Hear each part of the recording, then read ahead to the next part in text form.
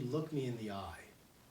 And so often if I'm lying, I can't look somebody in the eye because I know I'm not communicating my deep person with that person. Now, and they say that, oftentimes if somebody's lying, they look up to the right, they look away, they can't, because the eyes are the windows to the soul in some level. And so oftentimes, we want to think, with the modesty of our clothing, is it directing our attention to the person's face, to their eyes, to their humanity, to their personhood, or are clothes drawing your attention somewhere else? And so we can see that modesty is really also about respect, of saying, I want to reveal to you through my clothing that I'm a human being, and look me in the eye, talk to me, encounter me as an individual, not simply encounter my body, encounter my curves, encounter my bulging muscles, whatever I've got. I do have bulging muscles. No. So it'd be, immodest for me to just pull off my shirt and be like, yeah, everybody admire it. I'm so arrogant. That's so embarrassing. Anyway, but modesty is more than just in clothing. It would also be in speech, right? The way we talk. We can talk immodestly. In the way we act, some gestures could be immodest gestures. Certainly, young boys in middle school discover this, and they think it's funny to be immodest in gesture, but that's not funny, right? So we can think it's more than just dress. Oftentimes people hear it, they think modesty, dress, and they stop there, but it's also the way you can dance immodestly, right? Many of us saw that, too much of that, at the halftime show, right? There's a little bit of immodest dancing, we're like, oh my goodness. Anyway, so impurity, we can think, there's a beautiful word from our Lord Jesus in the Sermon on the Mount, which is found in Matthew chapter 25, where he gives the Beatitudes. Blessed are they who do this. Blessed are they who do that. And one of them that he says is, blessed are the, and it's depending on your translation, clean of heart or pure of heart. And do we remember the blessing that is attached to that? Blessed are the pure of heart, for they will see God. And so the heart that is pure, that is simply focused on the Lord, will receive the scene of God, which we call that the beatific vision. Remember in the Old Testament they said no one could see God lest they die. But in Christ he's trying to reveal the face of God the Father to us. And so this is a blessing given to us, is that we will be able to see God. But we want to think, blessed are the pure of heart, that it's not just going to happen naturally. It has to be an act of God. So this purity is not, again, it's oftentimes we live in such a culture that is so negative. And oftentimes, even in Christianity, there can be like the idea that sex is bad, negative, wrong. And we want to purify ourselves of that too. Like that is not, hopefully you've seen me not say anything along those lines. That this is rather a great good, a great gift that we are able to participate with God in the procreation and the growth of the human family. It's a great gift, a great good. But with that great goodness, then comes the duty to protect and honor it in a proper way. And so we want to have that purity that respects and builds this up, rather than an impurity that pollutes it with so many other things. And so there could be impure touches, looks, kisses, dancing, reading, all sorts of impurities, right? And we can know that it's a, I don't even know if billion is a big enough word, dollar industry of pornography. It's probably more than billion. I remember at one point when I was in high school, they said that 2/3 of the internet pages are actually pornography. And I don't know if that's, I don't think that's gone down. It's just, we all know that. We've all seen it. Because you can't surf the internet and not see it. You have to, but that means we have to practice custody of our eyes. That when it comes, you got to, look away and stop. And you have to practice, and we have to teach children. You'd be shocked that children 6, 7, 8, 9 years old are being exposed to pornography. It is so just everywhere. And we really need to think. And what is wrong with it is that it's it's not revealing who the human person really is, right? It's an impurity. It's taking just one aspect of a human being, and it's like reducing our humanity to that. And then it incites us to do the wrong thing. As one person phrased it, and I forget exactly how they phrased it, but it's an image that kind of sticks with me. And now I've lost the build up. I just have the conclusion. I'm trying to remember how it starts, because the conclusion really worked. Sorry, but we'll phrase it this way. I'll just paraphrase it in my way. We know that Route 66 takes us into Washington, D.C., right? Why would we jump on 66 if we're not going to go to D.C.? There's activities that lead us to that marital act. Why are we going to jump on those activities if we're not going to try to take it? Because we know that we just get frustrated if we're driving on 66 and then at the last minute there's a sign saying road closed. This doesn't get, because then you have to go way out of your way, right, to get into DC some other way, right? So in the same way that how frustrating it is if you're revving up your engine, so to speak, and then you're not going to go for a drive. I'm using euphemisms. I hope that's okay. But it's a lot easier to talk euphemistically than to talk just black and white. And I usually am a very black and white kind of guy. But something on this topic, there should be a natural kind of reverence, and not just being too biological. If you're headed on 66, the toll could be too high. It could be. Nowadays, the toll definitely could be too high. If you're not willing to pay the toll, don't get on the road. So that those activities which lead towards, if they're not meant to lead towards, then they need to not be done, right? There's absolutely nothing wrong with those kind of caresses, those kinds of kisses, those kinds of dancing when it's between a husband and wife and we know where that's going. Yay, right? Sure. Yay. But when it's not going to go there, then we can see how that's not good. Why would you dance that way? Why would you kiss that way? Why would you touch that way? Why would you look that way if it's a person you're not married to? You are married. We'd all see well, I didn't have the marital act with that girl. Your wife is still going to slap you and say, that's wrong. Right? I hope you have decent wives. Several of you. Or if it's the vice versa, if the woman's doing it, the man's, hopefully he doesn't slap her, but he does whatever he's supposed to do to tell her that that's wrong. Right? Okay, so divorce and remarriage, we can see that this idea of marriage is meant to be forever. We could turn to Matthew's Gospel, and we could go to Matthew chapter 19. It says, "And the Pharisees came up to him and tested him by asking, 'Is it lawful to divorce one's wife for any cause?' He answered, 'Have you not read that he who made them from the beginning made them male and female, and said, For this reason a man shall leave his father and mother and be joined to his wife, and the two shall become one. So they are no longer two, but one. Therefore, what God has joined together, let no man put asunder.' And they said to him, 'Why then did Moses command one to give a certificate of divorce and put her away?' He said to them, 'For your hardness of heart Moses allowed you to divorce your wives, but from the beginning it was not so. I say to you, whoever divorces his wife except for unchastity and marries another commits adultery. And he who marries a divorced woman commits adultery.'" And then we continue, but we'll stop there. If we continue, we're going to see where he talks about the celibacy for the sake of the kingdom. And that's good. Yes, Osvaldo. But I have a question regarding divorce. Mm-hmm.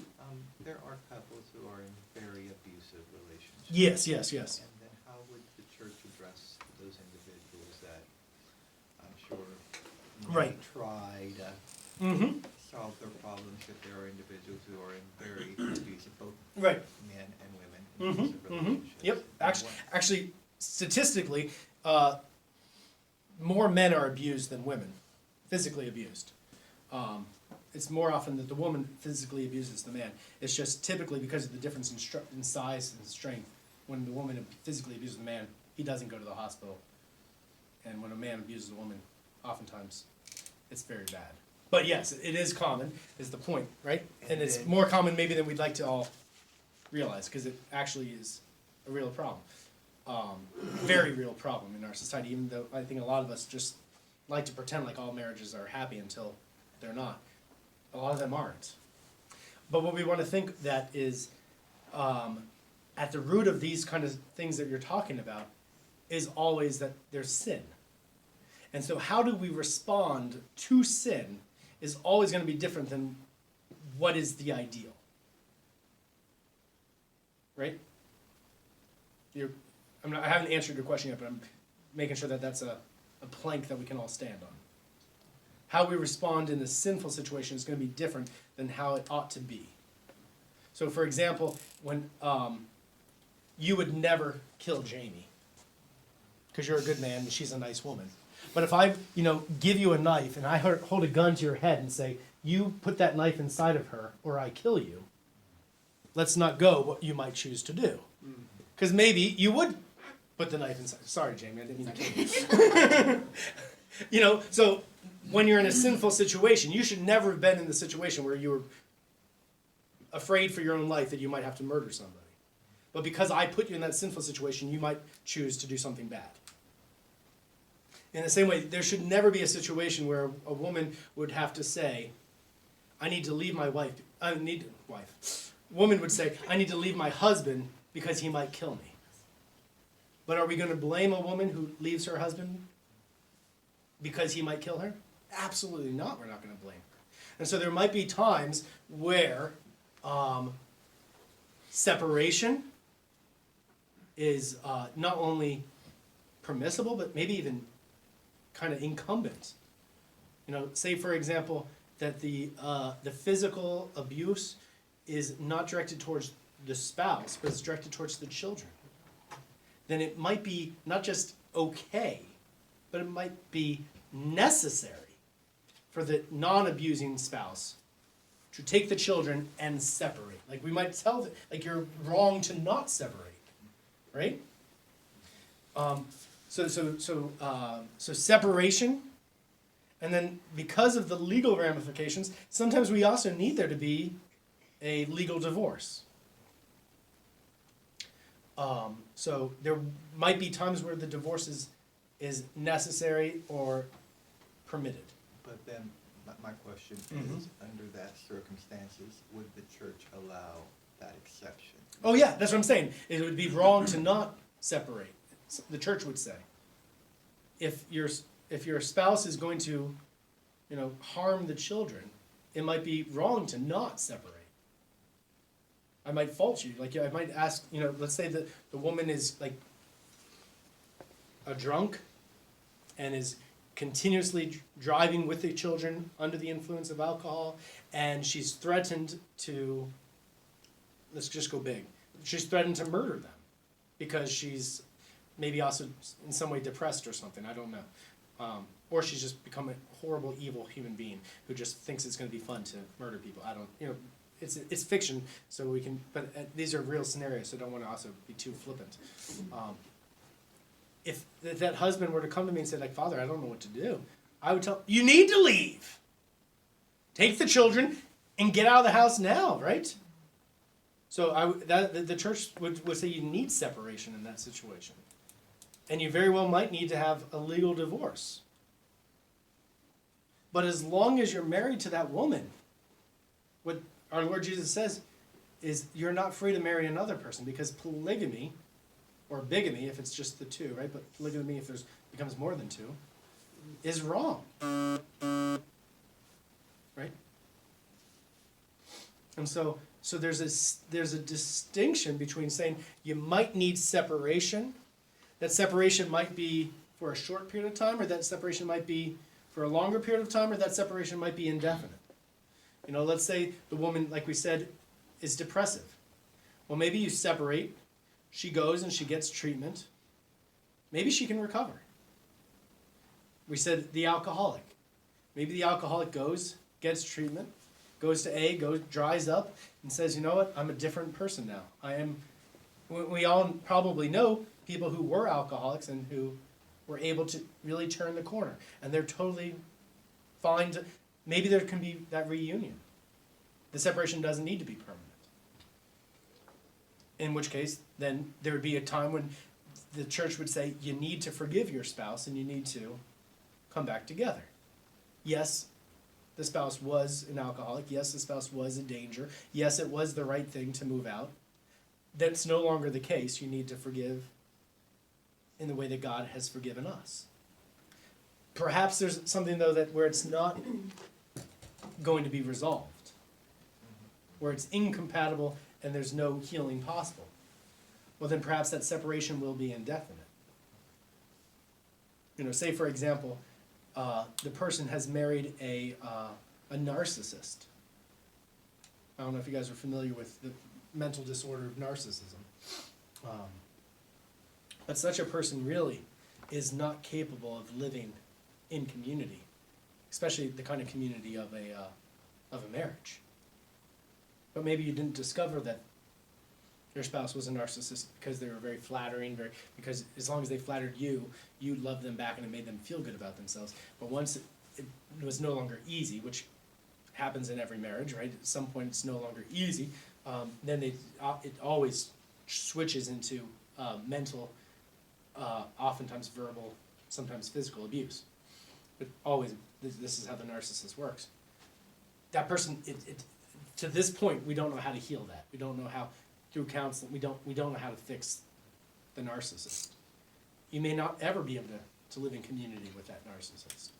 Then it might need to be a permanent separation. And in those situations where there is no viable solution, Mm-hmm. can that person who divorces remarry? So we would never allow a person who's married to somebody to marry a second person. And so this is where, if you remember when we talked about the sacrament of marriage, we did say that there are times where what was a civil marriage is not a sacramental marriage. To go back to these words of Jesus, and we as Catholics, we can't get away from these words because these are the words of life. These are the words of the God who loves us and who has said, I love you so much, I'm going to teach you about how you will be happy and how you will be holy. And he says, what God has joined together, let no man put asunder. And so we are going to hold ourselves bound to that. That if a man and a woman are bound together by God in the sacrament of marriage, then even if it goes south, we can't say, thanks God, but no thanks. We're going to move on in our own direction now, without it being a horrible sin. But the example that I gave you was more extreme and more severe, and in that situation, isn't that person who was in an abusive relationship, doesn't he or she have the opportunity to rebuild their lives a second time, perhaps with another person? Because sometimes people get married and Mhm. everything's perfect, and then once you're in the marriage, things. And so, they're not perfect. if the person is validly married by God, then they cannot separate themselves from that person and now try to build a new relationship with a new person. Absolutely no. That will always be rooted in sin. Because if God has joined this person, who are we to separate? That's what Jesus is saying. What God has joined, man must not divide. You're saying even if they're divorced? Even if they're officially divorced, Oh, then they cannot contract a new marriage with a new person. Civilly, the law will let them. But is God going to allow a person who's already married to this person, legally divorced, to now move on and marry a second person? Is God going to let that person do that? Is God going to say, I have joined you to this person, and I'm going to pretend like that never happened, I'm just going to move on? No. But, and this is where I was going, I stated this, and we do want to examine and ask the question, did God join that couple in the beginning? And that's where, and I talked about this when we talked about the sacrament of matrimony, there is that question of nullity. Is every attempt at marriage, does it always work? But is nullity available in cases of abuse? Nullity is not available because of abuse. Nullity is saying that there was no marriage from the beginning. the abuse might indicate that there was not a marriage in the beginning. But it's not a guarantee. Sometimes people are good people and they have a happy marriage, and then something goes wrong in their life and they become a bad person. They give up on life, they give up on love, they give up on their marriage. But if they were married, then there's nothing that any of us can do. But Yes. what if it is annulled within the church? So if the church, in examining that first attempt at marriage, were to say, this was not a marriage that God joined the two people together. Well, then if you are not joined, then you may join somebody else. Okay. And that oftentimes is the case. That we will see that there is a declaration of nullity, and then that person is free then to rebuild their lives, because God has not joined them to their former spouse. They attempted marriage. For whatever reason, it failed from the beginning. God did not bless that marriage. Maybe there were children even. Could have happened. Because we all know that children don't only come within happy marriages, right? Children can come outside of marriage. And that's not the child's fault. And the church doesn't say it's the child's fault. But so having children is not a sign that your marriage was blessed by God. Certainly we do consider children blessings, yes, 100%. But it's not a guarantee that that marriage was blessed by God, because we also know that children can be a blessing outside of marriage. So don't, sometimes people think, oh, well, there were children, so we know that they had a sacrament, and that's not necessarily the case. Yes? Does, like, in an annulment from the church, is it binding on both parties? Like, because it's a sacramental marriage, it's not a civil marriage. So the annulment is saying that there is no marriage. It's null, it's empty. Gotcha. So if you're not married to your spouse, then your spouse is also not married to you. You can't, either there's a bond or there's not a bond. So you can't have one person annulled and the other person still somehow, like either you're joined or you're not joined. And so if you're not joined, then both of you are not joined. And that's it, right? Once that's made, that decision is made. Yeah, my understanding is that takes a while for that to happen. It depends on the situation. It depends on the situation. Yes. So a very, some of them would be very, very simple, very easy. It would take, just the amount of time it takes to kind of put the paperwork together. For example, let's just say, I'm trying to think of something totally weird. But let's just say, this is totally awkward, but let's just pretend. Who wants to get married? Okay, Lord, you want to get married? Sure. Yay. You're not actually getting married, because this is going to be an easy one. Let's say that Victoria had a daughter a long time ago, and nobody really knows about this daughter. Her name is Becky. She somehow meets Lord, Okay. and they fall in love, they get married, and at some point they realize, Whoops. you're my sister. Rodell and Victoria had a daughter that we never knew about. They never knew about either, I guess, because they never told you about it. But it's discovered. You're actually, all we'd have to do is produce the paperwork. Your brother and sister. And instantly we'd say, yeah, then there's no marriage. Because the affinity of brother and sister is such that you can't contract marriage. You stood there, was it in the house of God? Did people bless it? Were we all there? Did we all take pictures? Did you eat the wedding cake? Yes, yes, yes, yes, yes. But simply because